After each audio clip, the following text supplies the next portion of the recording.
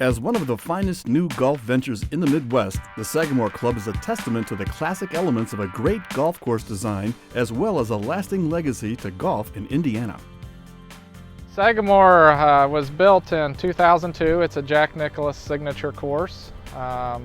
It's in a housing development, and we're on about 300 acres and about 36 acres of fairways, 3 acres of greens, and about 4 acres of tees here.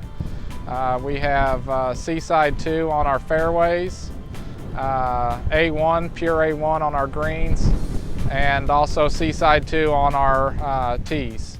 You know, we're not as far south as quite the transition zone, but we do run into some severe temperatures here. These last 2 summers for everybody has definitely tested the waters on different cultural practices, different varieties of turf grass, and some of the things that you have or have not been doing definitely showed up in these last 2 years. Compared to some of the other varieties out there, I felt the Seaside 2 held in there very, very well throughout the heat and the harsh conditions that we had these past 2 summers. I like the color. The color is very strong. It's a little bit more of a pale color than some of the other grasses, but I think it has a nice contrast. I still think it gives that glowing, lighter color that we really enjoy. Just try to produce the best conditioned golf course that you possibly can, day in and day out. I mean, what we're trying to do here is we don't try to do a whole lot of things special.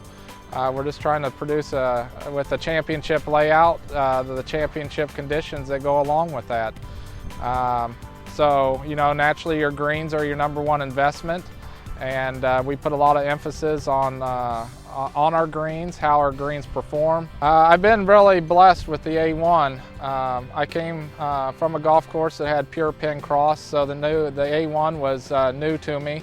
And I think the first thing that stood out when I first stepped foot on the property, I was told that we were mowing those greens at .1. That frightened me a little bit, but I kind of stood back and just kind of watched and learned, because I didn't want to change a whole lot of things being new to A1. And they were successful, very successful before I got here, and wanted to continue that and then also improve on that. And I've been very impressed with A1. A1 is definitely, throughout these couple tough summers, has performed very, very well. It's a very upright growth. It produces tremendous green speeds. We don't do a whole lot of things special to it in the terms of double cutting or rolling, those type of functions. We just gain our speed mainly from just mowing them every day and our high to cut. And we do roll at certain times, and we have double cut for certain functions, but we produce the quality and green speeds that we want just by doing very little inputs to these greens. It's usually late September to October. We do half-inch tines, close spacing on those since there is, and again, a lot of that's due to trying to control our thatch on those greens. Being a newer course, our organic matter is pretty much stayed in check on these greens, and then a heavy top dressing in the fall. Throughout the year, we do verticut and top dress.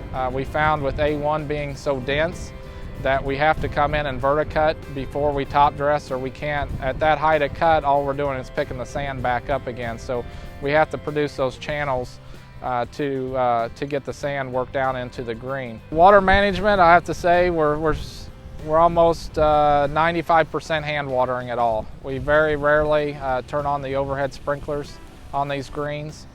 We monitor them in the morning. We usually come back in, my assistants, with changing cups. We monitor moisture levels at that point and add water as needed.